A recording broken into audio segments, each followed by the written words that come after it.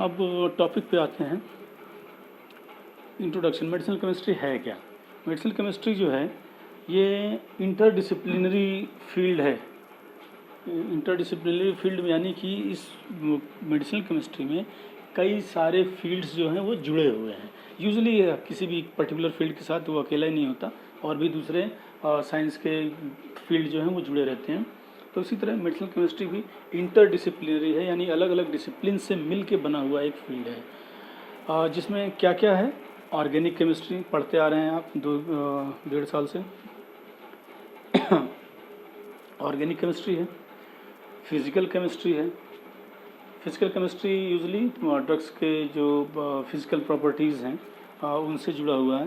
Physical properties पे depend करेगा कि ड्रग जो है किस तरह से एब्जॉर्ब होगी, किस तरह से बॉडी में डिस्ट्रीब्यूट होगी, प्रोटीन बाइंडिंग ड्रग की कैसी रहेगी, मेटाबॉलिज्म ड्रग का कैसे होगा, और एक्सक्रीशन किस रेट से होगा। ये सब ड्रग के फिज़िकल प्रॉपर्टीज़ पे डिपेंड करेगा। उसके बाद फार्माकोलॉजी की फील्ड भी है इसमें। ऑब्वियसली फार्माकोलॉजी से जुड़ी सारी चीज़ें, थेरापेटिक रोल से लगाए मैकेनिज्म ऑफ एक्शन वगैरह सभी, और एनाटॉमी और फिजियोलॉजी भी समझनी ज़रूरी होती है किसी भी मेडिसिनल केमिस्ट के लिए, तभी वो ड्रग के बारे में बेहतर तरीके से जान सकता है। तो फार्माकोलॉजी भी हो गई। माइक्रोबायोलॉजी से जुड़ी हुई चीज़ें, एंटीबायोटिक्स वगैरह सभी माइक्रोबायोलॉजी से हैं। माइक्रोब्स पे कैसे काम कर रहा है ऑब्वियसली समझना ज़रूरी है। बायोकेमिस्ट्री, बॉडी में बायो मॉलिक्यूल्स कैसे काम करेंगे, ड्रग उनके साथ कैसे रिएक्ट करेगा, कैसे काम करेगा, वो जानना है तो बायोकेमिस्ट्री भी जानना पड़ेगा। और कंप्यूटेशनल केमिस्ट्री, कंप्यूटेशनल यानी कंप्यूटर से जुड़ा हुआ। तो ड्रग डिज़ाइन वगैरह में कंप्यूटेशनल केमिस्ट्री का बहुत रोल आता है। SAR वगैरह बनाने के लिए कंप्यूटेशनल केमिस्ट्री का रोल आता है।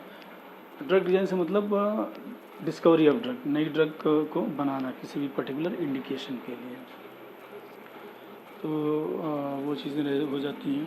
अब से ड्रग डिज़ाइन अभी जैसे इस समय कोरोना काल चल रहा है, तो आप देख रहे हैं वैक्सीन्स वगैरह बन रही हैं, कुछ ट्रीटमेंट प्रोटोकॉल भी एक तो अभी आया है, और ट्रीटमेंट प्रोटोकॉल्स भी आ रहे हैं।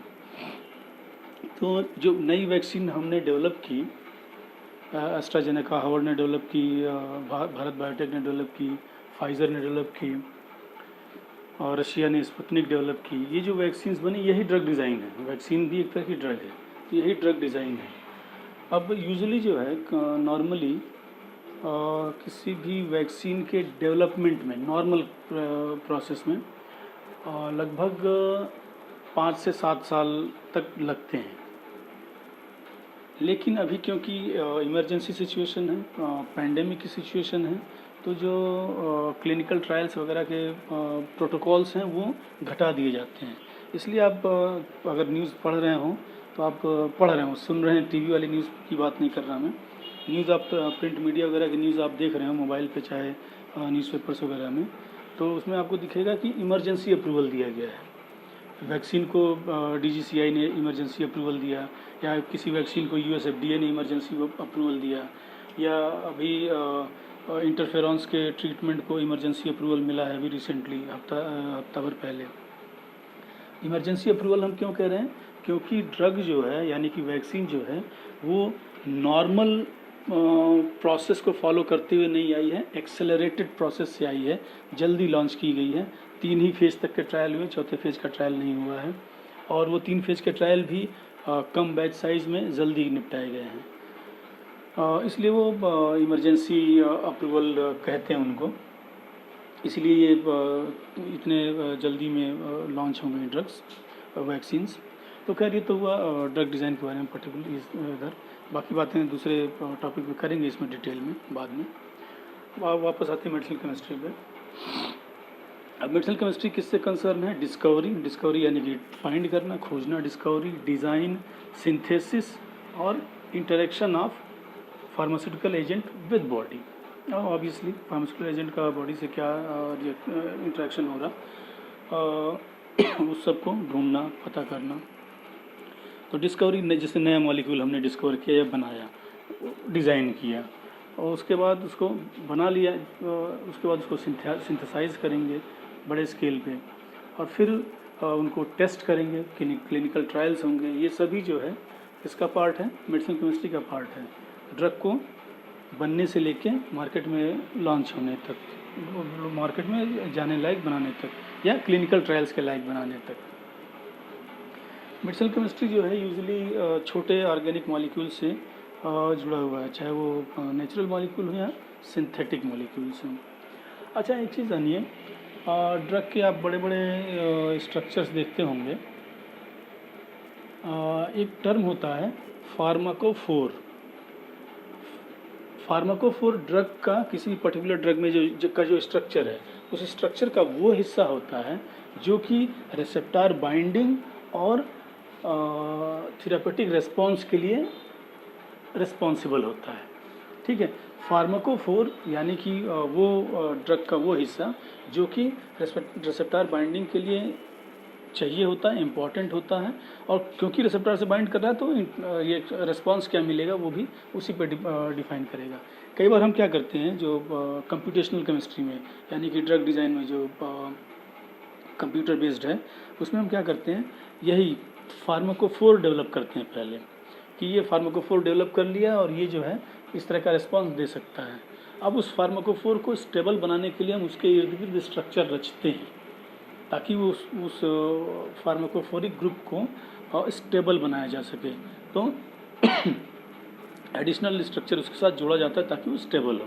तो ये होता है फार्माकोफोर। ये अक्सर बीच बीच में आएगा, तो यहाँ पे मैंने बता दिया आपको।